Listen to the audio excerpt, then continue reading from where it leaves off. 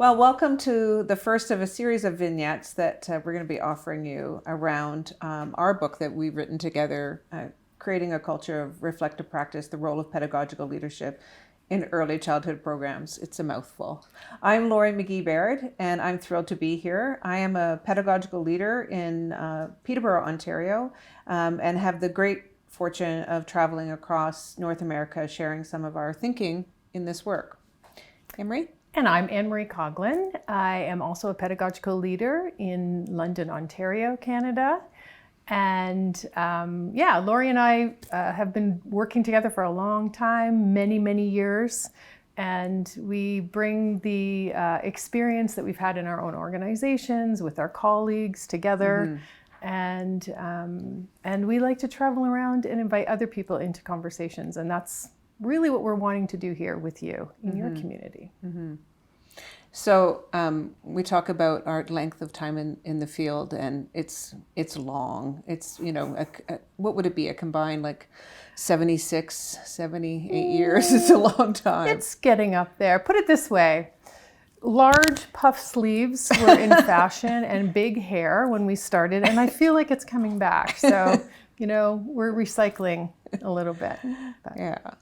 And I think what we wanted to be able to share, and certainly in this sort of introductory vignette is, why we wrote the book, and where some of the context of the book has come from. And I think a lot of that is because of our work together as pedagogical leaders. Well, in fact, we work separately in different organizations, but we work together in this work. And for many years, we've been asked to share our stories, and this would be really useful, and asked to write about it.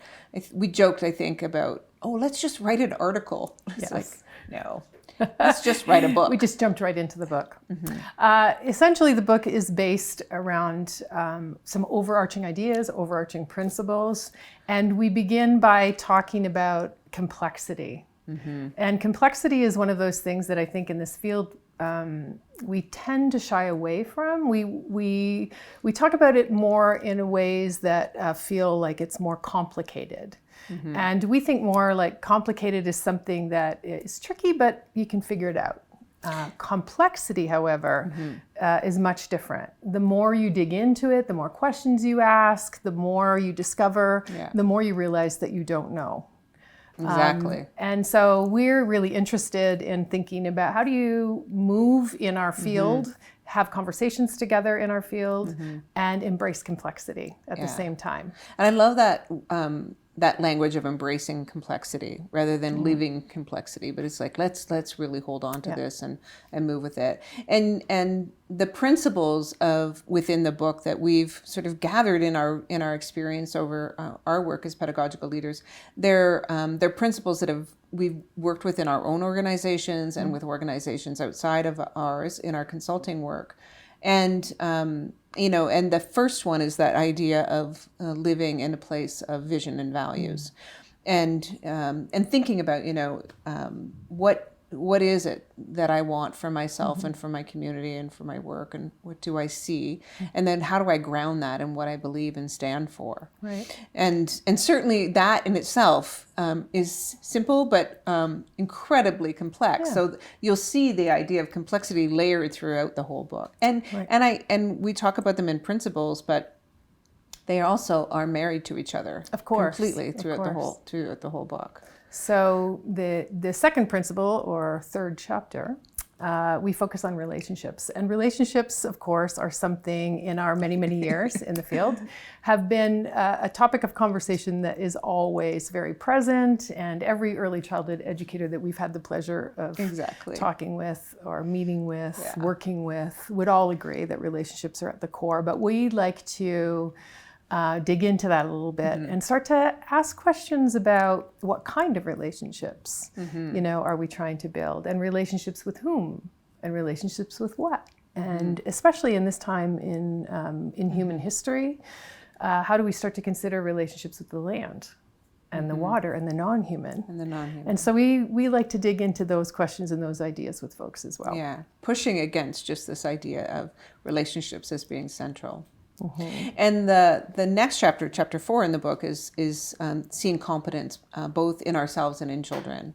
This was a really important principle for us. I think it shifted from the way we were talking about principles in our past work in pedagogical leadership.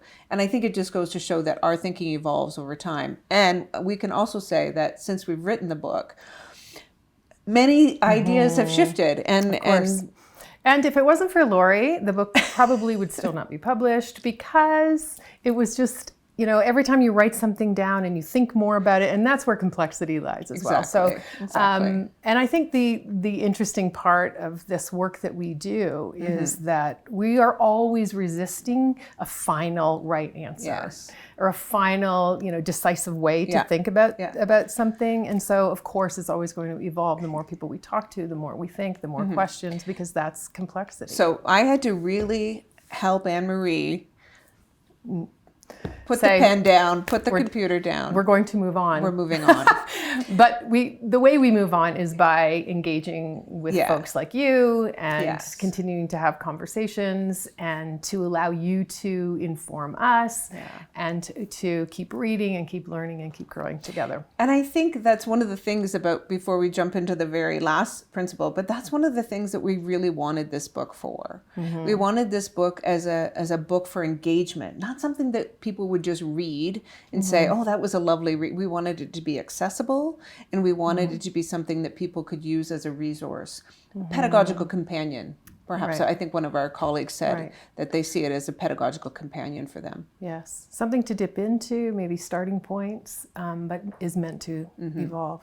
And that actually kind of leads us to the last big idea, or the last principle, and that is around this concept of professional learning and what it is, and perhaps disrupting the notion that professional learning only happens at certain times.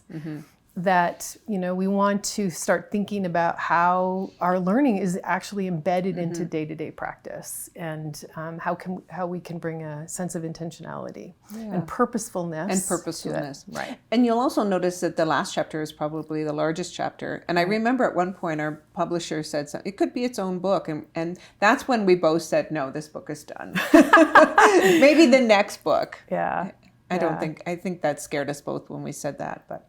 So that we're going to set up these vignettes around each one of these chapters for you and share just some questions. And that's the other thing. The book is layered in questions, not in answers. And I think that's really critically important to both of us. And you'll have a chance to look at these vignettes, and we hope to leave you with a couple of questions at the end of every vignette. So, and just to add to that, the ideas and the way that in which we approach the concepts and ideas in the book are also how we approach our learning institutes. And so essentially what we like to do is bring that way of being into large groups of people and invite small communities of practice to come together and feel what it's like to move and think with questions, resisting answering questions, but actually paying attention to what can happen to us intellectually, emotionally, even physically, when we take up the right question at the right time. So we're excited. We're excited.